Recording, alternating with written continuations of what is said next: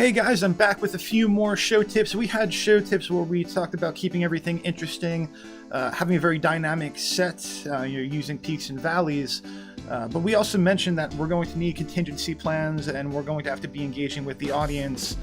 And I mentioned that we're going to get into push and pull. Push and pull is one of the easiest ways to engage with a new audience.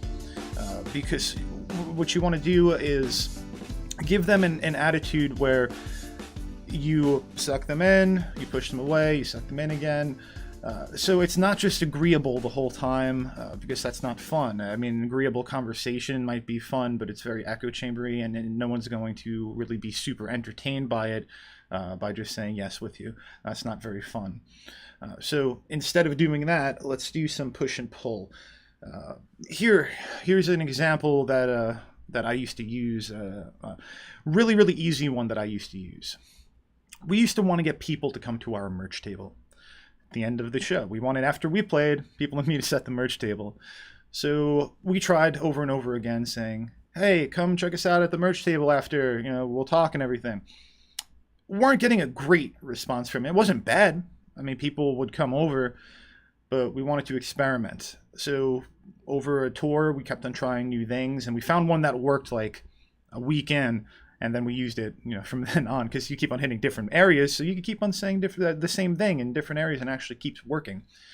So here's the one that worked for me to get people to my merch table. Towards the end of the set, when everyone's on your side, you played a whole bunch of songs. They're clapping after the songs, they're excited. Tell everyone you're going to have an after party. Get it? Like, everybody, you guys were great. We're going to have an after party. It's going to be crazy. Who's invited? You're all invited. Everybody come. There's nonsense like that, real simple stuff. You get the crowd to cheer, you get them to go pretty crazy, they want to come to the after party. Then interrupt their cheer, say, wait though. We need all of you to bring your ID. You have to be 21 and up to come.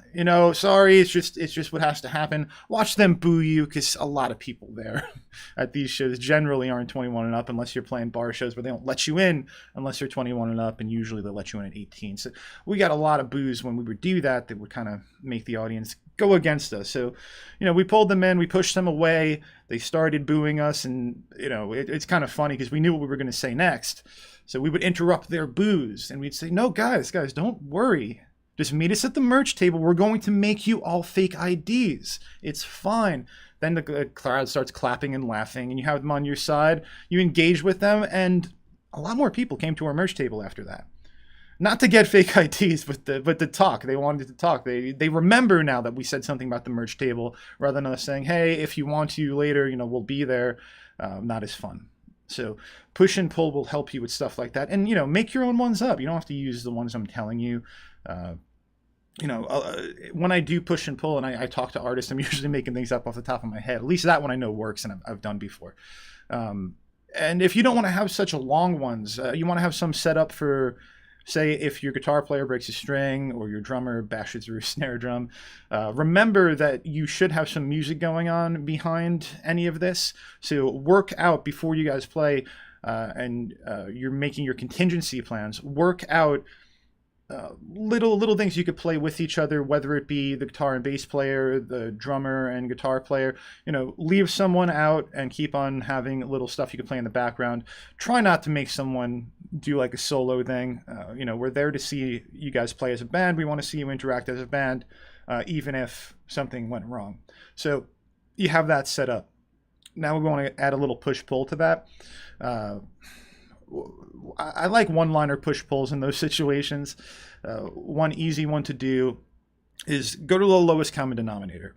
You're in their city, so talk about their city. Talk about the stereotypes of their city. Make a joke about it. The joking about a stereotype of a city in one sentence can be both push and pull, because you're taking a jab at their city, but they're also thinking, oh, it's funny. He gets us. He understands the city. He took the time to kind of see what was going on here, and he laughs about it, and we could all laugh together about it. So you kind of get that really quickly.